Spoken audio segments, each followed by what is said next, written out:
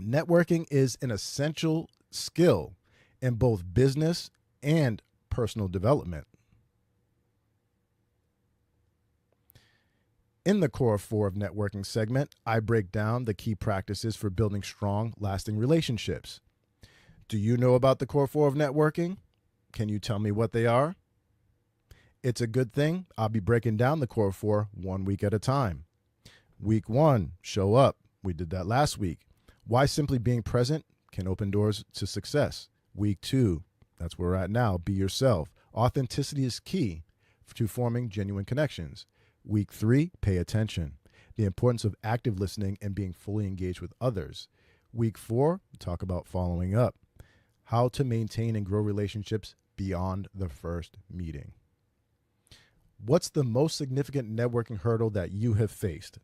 And how did you tackle it? Or maybe you're still working on it.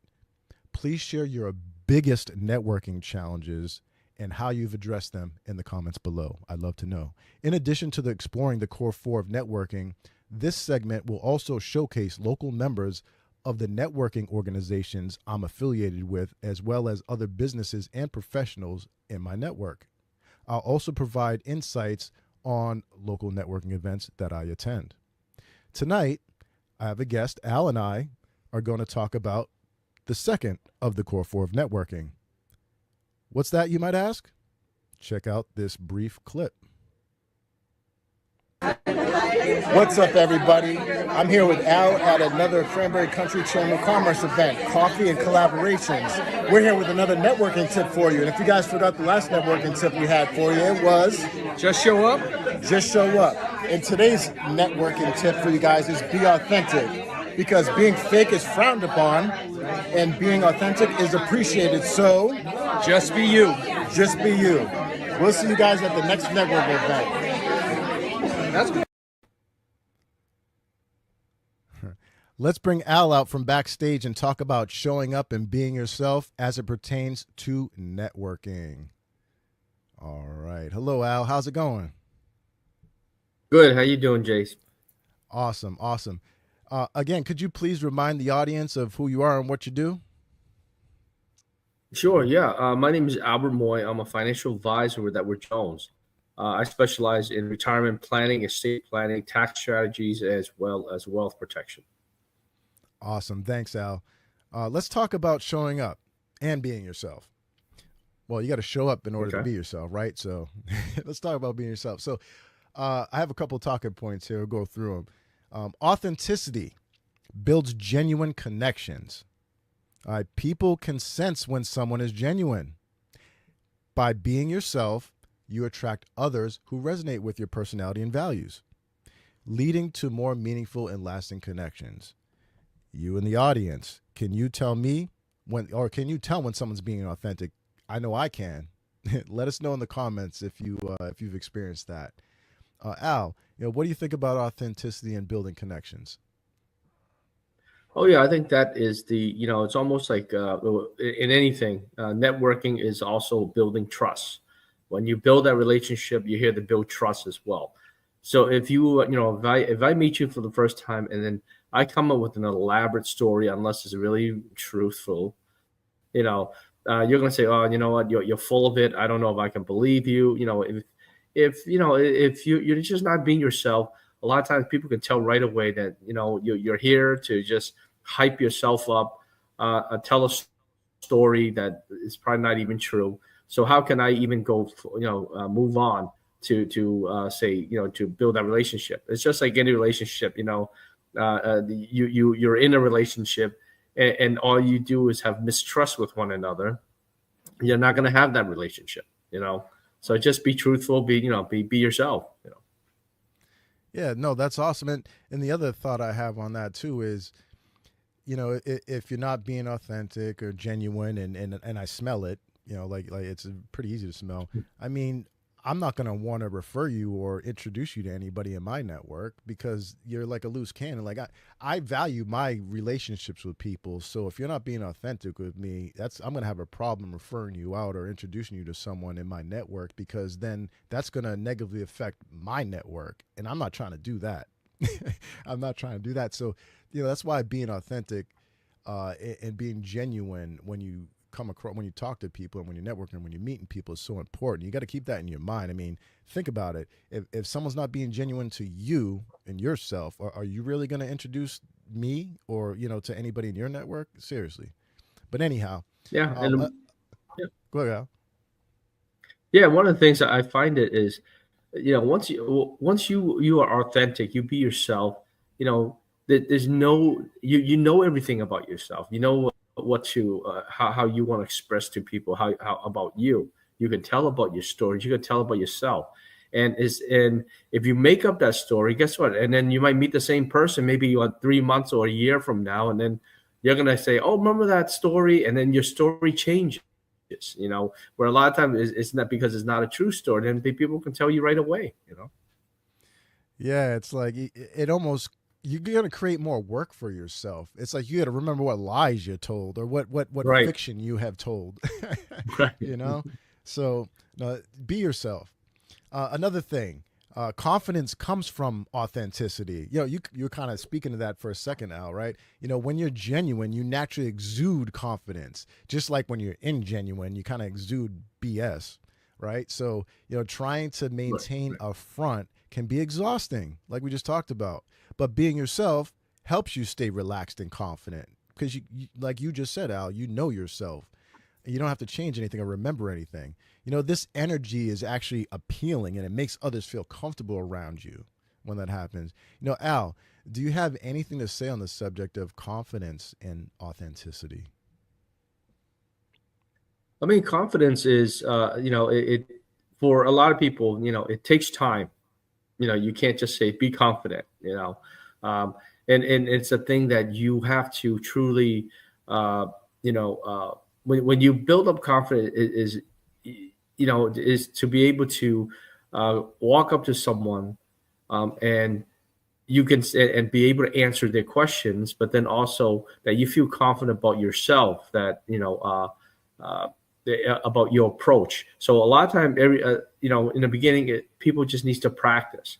Like practice on your 60 seconds pitch, the elevator pitch.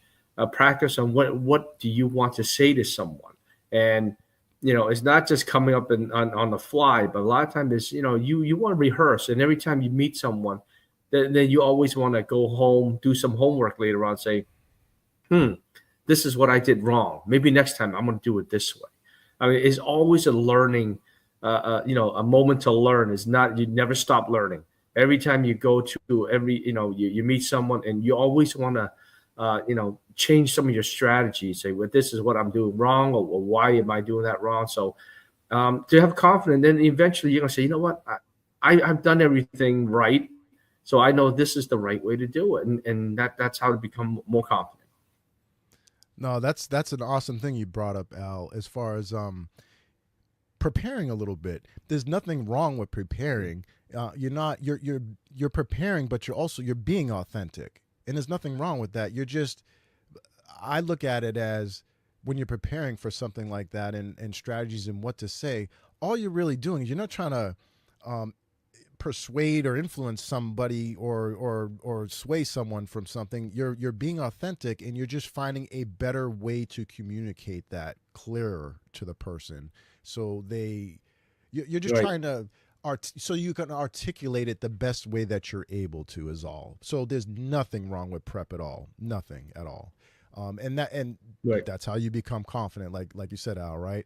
You know the material, you know what you're trying to say, but that prep gives you better clarity in your communication when it comes to it.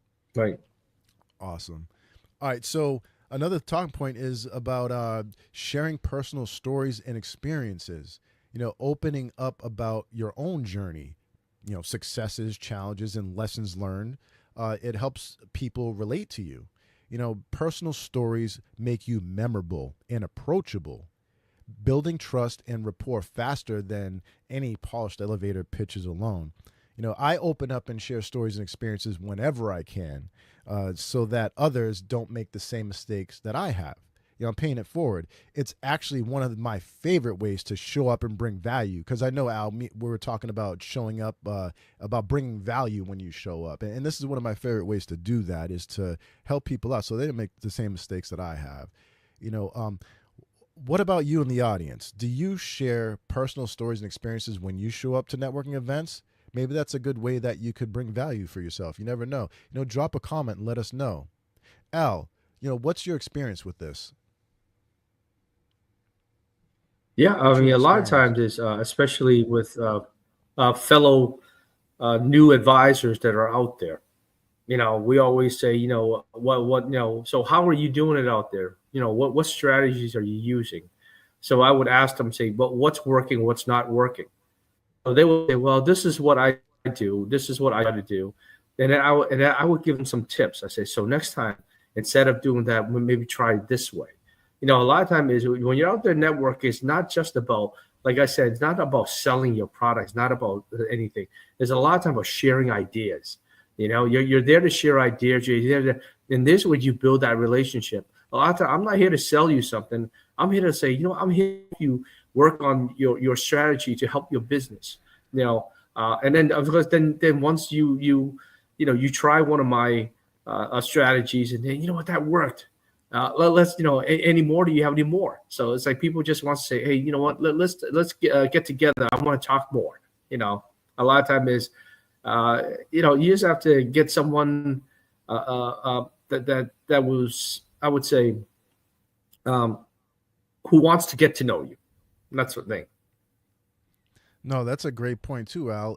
If you share your own stories and experiences, and I found this myself, and I like to find out what things look like that I'm involved in through the lens of other people, or even about my own self through the lens of other people, because we see ourselves differently, right? So when I'm sharing an experience or story with somebody, that it may benefit me too, because they may be seeing something through their lens, looking through the situation or story or experience that I had, and they may come up something that I'm not even thinking of. That's happened a few times, and it's helped me out quite a bit. So if you're quiet and you just don't say anything, then it's not going to happen.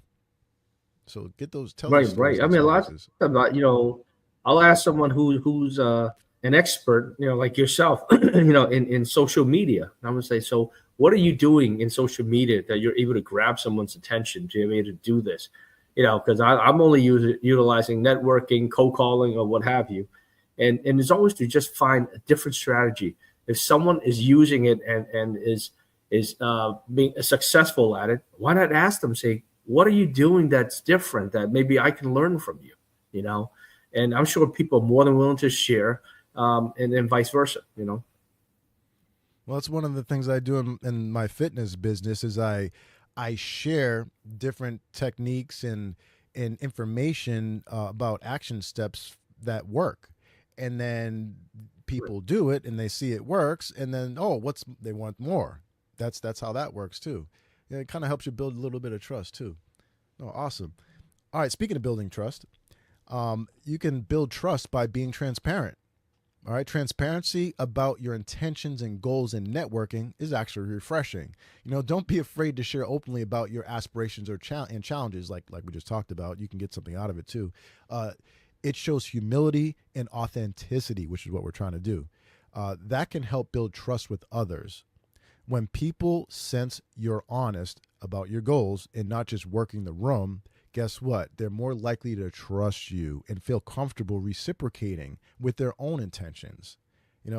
Al, what advice would you give someone who feels nervous about sharing their aspirations or struggles in a networking setting? Well, I mean, they don't have to share right away. They can just say, okay, well, I'm trying a few things. They can say, I'm trying a few things. Haven't really, uh, you know, uh, uh, you can say I start using one thing all the time, and then they would reverse the question and ask someone and say, instead of them say, well, you tell me how, how have you're very successful. How did you do it? Maybe you can tell me, and then maybe I can start. A lot of time is when you're in a conversation with someone. Um, like I always say, listen to people. Always listen, but don't, and there's too many people who wants to, hear themselves talk. And of course, I was like that and just talk my head out. And somebody say, oh my God, that's like 10 minutes I can't get back. But a lot of time is if you're unsure, and not someone trying to test you and say, oh, I bet I want to see if your the way you do things is better than mine. No, they're just asking a simple question. A lot of time you can change that around and say, well, you know what, I'm not quite sure what I'm trying a few things, but maybe you can tell me, what do you do, that you're so successful at. Maybe I can learn a little bit. Give me some tips, and that way you throw that. You say, oh, I may not be too confident now, but I can hear someone who's telling me, and then learn from that. How did he show? How he's going to tell you what he does as being, as a strategy, and how he works out, and then you can start taking what he said and do it for yourself. That is an awesome, awesome strategy, Al. So just kind of put them in that situation and see how they react, and then take notes and then follow suit. I love it. Right. Thanks for that, Al. Awesome. All right. So the other thing I have here is for a talking point, don't feel pressured to fit a mold. There is no such thing as the ideal networker. True value comes from individuality, and we're our own individuals, right? So embrace what makes you unique rather than trying to fit a specific mold or persona. People remember those who stand out naturally. You in the audience, how do you show up as your authentic self when it comes to networking? Drop a comment and let us know. Okay, so as far as me and how I do it, I market myself as, when I introduce myself at a networking event, or when I stand up to give my 60 seconds elevator pitch, I always introduce myself, my brand. I'm unofficially the fittest commercial real estate professional south of Boston, and that makes me memorable. The reason I came up with that is, well, I first started going to all these networking events, and I found a pattern or a commonality that happened. I'll be at a networking event and I'm standing there. Someone always either says, oh, this guy works out, or you work out, or how much do you bench, or look at this guy's arms, or why you stand like that, or how's your posture so good, or that sort of thing. So I just kind of ran with it. And hey, I made myself unofficially the fittest commercial real estate professional. I'm sorry, unofficially the fittest commercial real estate professional south of Boston. So that's how I show up as my authentic self. And if anybody asks me questions about fitness, I'm game. So I always help out with that and bring value in that arena as well. So, okay, Al, how do you show up as your authentic self when it comes to networking? Well, a lot of time is, I try, everyone know what a financial advisor, what they do and so forth. So I don't go into all the details, right? And and if they want to talk more, I say, listen, one thing I am different from others is, my thing is, I said, if you're interviewing a financial advisor, I would say go interview 4 others before you come to me. Ask them the same questions, and I can guarantee you my answers can be different. Awesome. Talk about authentic. Because a lot of time is, yeah. I mean, a lot of time is, I do things holistically, and I that's where my value is because I'm able here to, I'm not just here to, take your accounts or what have you and tell you what product you should be in or not, and I'm just here to sell a product. I'm not, I need to understand you, so that's what a lot of time that's what makes me different than the other people, because I like to make sure or care about everything about aspects of your life rather than just your money. So, and you know what, that's brilliant, Al, because all you have to do is send them out to the sea of other financial advisors out there, right? They're not all created equal, like real estate agents and other professions, right? So you say, okay, because you know how bad it is out there, Al. I know you do. So you send them out there because you know what they're gonna get. And then when they come to you, you know what value you bring. You know what's up with you. So that's a brilliant strategy. Awesome. That's working the actual environment and how it is to your advantage. That's brilliant. Awesome. I thought mine was brilliant, but I don't know, Al. You might got me on that one. All right. Let's see here. That's all I've got for talking points for this segment for this evening for being yourself. It's pretty exclamatory, though. I mean, what about you, Al? Do you have anything else to add? No, I think that's about it. It's just like you said, be transparent. With if somebody asks you, how much this costs, how much that costs, don't give them a fake number. Don't tell them, whatever products, whatever services you do, just tell them what the services is. And a lot of times, if they say, well, what's the cost? Don't try to hide away or try to say in a way that that you sound cheap. Like you're not cheap. This is your value, right? This is what values you differently is, a lot of time is, hey, I'm transparent about how much my fees cost and what everything costs is because, you get what you pay for, right? So a lot of time is, if you want great service, you want things that you can say, the up and up, white glove service, hey, then that's what you pay for. If you want crappy service, yeah, you pay for crappy service. And that's all I can say. Just be transparent. People, yeah. No, people appreciate that in all directions. But yeah, you do right, because a lot of times if you lie to them in the beginning, later on when you say, well, actually my real fees are here, this is how much things really cost, and then they're going to say, you just lied to me. I can't trust you anymore. If you're upfront with someone and you like you said, being transparency, you're transparent with what you do, people will say, okay, they can decide right there, whether they like it or not. But then eventually, if they go to someone and the minute that person lied to them, say, you know what? Yeah, I'm going with this person. He's more truthful, Oh, it makes a big difference. And especially at the beginning of the relationship. I mean, geez, people are supposed to be on their best behavior. I mean, that's like going on a date and you're cheating, right? In the first time. Yeah. Why are you going to do that? And the truth is eventually going to come out. I mean, why hide? So, right. in the fitness space, I tell people straight up, I'm like, listen, my program, diet-free boot camp for successful busy people, that shit's expensive. It's really expensive. And it's really difficult too, as far as what you need, what you got to do, but it works. And it's a guarantee it works. But anyway, all right, next Monday is week 3. So we'll be talking about paying attention, the importance of active listening and being fully engaged with others. If you'd like to be a guest on this show to discuss your story in more depth or your story at all, please get in touch. I'd be happy to have you. Al, what's the best way for someone in the audience to connect with you? Sure. Yeah, they can either give me a call on my work number. My office is 508-697-5389, or they can shoot me an email at albert.mui, that's MUI, at edwardjones.com. Awesome. Thanks for joining me tonight, Al, and look for Al on future episodes. I'm going to go ahead and put you backstage and continue on. I appreciate you.